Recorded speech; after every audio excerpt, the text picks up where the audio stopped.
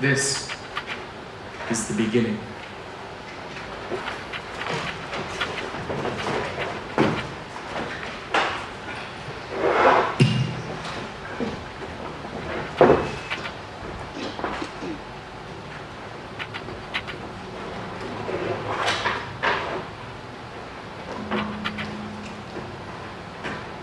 By whose authority are you acting like this? Who gave you this authority? Who gave you this authority? Well, first, I have a question for you. Answer it, and I will tell you by whose authority I act. The baptism of John, was it from God or from man? If we say from God, then he will say, then why did you not believe? But if we say from man, the people will be angry, for they took John as a prophet. We do not know. Then neither will I tell you by whose authority I act. But I have a story for you. A man had 2 sons. He went to the first and he said, "My son, go and work the vineyard today." I will go. Said the son, but he never went. The father then went to the second, and he said, "Go, my son, go and work the vineyard today." I will not go. Said the second, but later on, he changed his mind. Now, which of these 2 did as his father asked? The second. And I tell you, tax gatherers and prostitutes are entering the kingdom of heaven ahead of you. Because when John came and showed you the right way to live, you did not believe him. But the tax gatherers and prostitutes did.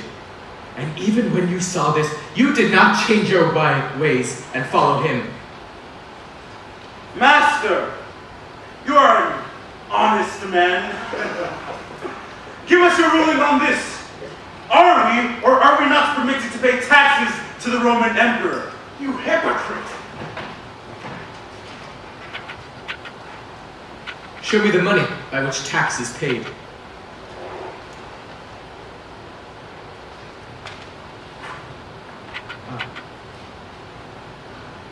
Whose head is on him? Whose inscription? Caesar's. Then pay Caesar what is due Caesar, and pay God what is due God. Master, what is the greatest commandment of them all?